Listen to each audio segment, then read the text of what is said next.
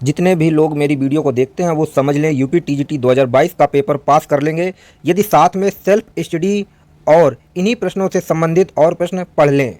कोई सोचता है फिजिकल एजुकेशन चैनल पर बहुत इजी क्वेश्चंस आते हैं तो हम क्या पढ़ेंगे, पेपर और टफ आएगा। तो मैं उनको बता देना चाहता हूं कि 2021 का पेपर उठाकर देख ले और किस लेवल का आया है उसी लेवल का 2022 का भी पेपर आएगा। दोस्तों, पेपर में 125 प्रश्न आएंगे, 2 घंटे का समय होगा, जिनमें से कि आपको 2 घंटे में 125 क्वेश्चनों का सही आंसर टिक करना है। तो मैं बता दूं, आपको कन्फ्यूजन इजी क्वेश्चन में होती है और होती रहेगी, क्योंकि आप लोग इजी प्रश्नों का प्रैक्टिस सेट और उन प्रश्नों की एक भी तैयारी नहीं करते हैं। यदि आप रोज़ इजी प्रश्नों की तैयारी करेंगे तो आपके वो प्रश्न बनने लगेंगे।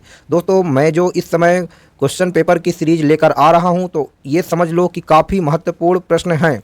जो भी लोग मेरी वीडियो को 500 या 600 लोग देख लेते हैं एक दिन में, वो लोग समझ लें कि यूपी टीजीटी 2022 में उनका सिलेक्शन श्योर है। यदि वो लोग सेल्फ स्टडी और इन्हीं क्वेश्चनों से संबंधित और भी क्वेश्चंस लगा लेते हैं, क्योंकि पेपर का लेवल कैसा है वो मुझे मालूम है और किस प्रकार पेपर आएगा मैं आपको वही प्रश्न पढ़ाऊंगा जो सीधे सीधे परीक्षाओं में आएगा और आने की संभावना होगी। तो इसलिए मेरे चैनल को सब्सक्राइब करिए और वीडियो को ज़्यादा से ज़्यादा शेयर करिए और कोई भी पेड ग्रुप पर मत फंसिएगा। मैं आपको बार बार बोल रहा हूं कि जो भी लोग 6,000, 3,000, 10,000 फीस लेते हैं उनको मत दीजिए। जो आपसे 500 रुपये, 600 रुपये, 700 रुपये लेता है उसको आप लेकर उसके डेमो क्लास ले लीजिए, उसकी 2-3 PDF देख लीजिए, इसके बाद उसका आप पढ़ने के लिए नोट्स ले सकते हैं, जो वो सेल्फ नोट्स बनाता है, ना कि कॉपी पेस्ट।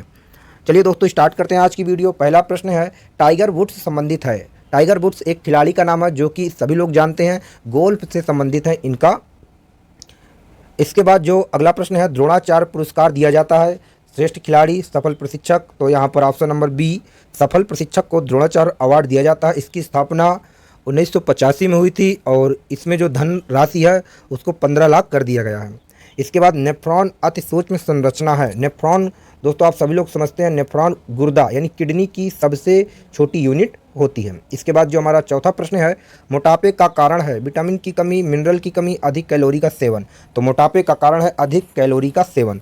उस बार प्रश्न आया था मोटापे किस कारण होता है, मोटापे से कौन सी बीमारी नहीं होती है। तो ऐसे प्रश्न बनते हैं मोटापे से, तो आप मोटापे से संबंधित सारे प्रश्नों को जरूर पढ़ लीजिएगा। इसके बाद विपरीत, दीवार के विपरीत धक्का देना उदाहरण है। यानी किसी भी दीवार पर हम रेजिस्टेंस लगाते हैं और वो जो मूवमेंट है वो विजुअल नहीं है, दिखाई नहीं देता, तो इसलिए इसका जो उदाहरण है वो आइसोमेट्रिक एक्सरसाइज होगी। यहाँ पर जो स्ट्रेंथ को डेवलपमेंट करने के लिए आइसोमेट्रिक, आइसोटोनिक, आइसोकाइनेटिक है, इससे एक प्रश्न जरूर आता है, इसे आप अच्छे से पढ़ के जाइएगा। इसके बाद रक्त के थक्का जमने में जिम्मेदार विटामिन है। विटामिन से संबंधित कई 4-5 प्रश्न आ सकते हैं, 1-2 प्रश्न भी आ सकते हैं, तो आप विटामिन को जरूर पढ़ के जाइएगा। Fat soluble vitamin, water soluble vitamin. तो यहाँ पर रक्त का छक्कन विटामिन के माध्यम से रक्त का थक्का जमता है। इसके समय सारणी को प्रभावित करने वाले कारक। तो समय सारणी यानी जो एक स्कूल की समय सारणी होती है, टाइम टेबल, उसको प्रभावित करने के लिए कौन कौन से कारक होते हैं। तो यहाँ पर विद्यार्थियों की संख्या, उपकरणों की उपलब्धता, वातावरण, उपरोक्त सभी। यहाँ पर तीनों चीज़ें समय सारणी को प्रभावित करती हैं, इसलिए ऑप्शन नंबर डी यहाँ पर सही है। इसके बाद अगला प्रश्न है, पुनरावस्था की प्राप्ति को प्रभावित करने वाले घटक हैं। यानी आप समझ लीजिए कि अगर हमको रिकवरी प्राप्त करना है तो कौन कौन से फैक्टर होते हैं। अधिभार की प्रकृति पर, स्वास्थ्य एवं शारीरिक दक्षता पर, निद्रता और उपरोक्त सभी। तो यहाँ पर तीनों चीज़ें सही हैं, इसलिए ऑप्शन नंबर डी सही है।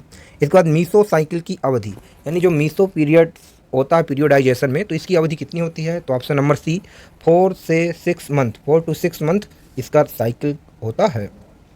इसके बाद प्री स्कूल बच्चों को भोजन में अति आवश्यक है। यानी जो छोटे स्कूल के में बच्चे होते हैं उनके लिए जो डाइट में सबसे ज़्यादा प्रोटीन की मात्रा होती है। इसके बाद पायरिया रोग प्रभावित करता है। पायरिया रोग प्रोटोजोआ से होता है और पायरिया रोग मसूड़ों पर ज़्यादा प्रभावित करता है।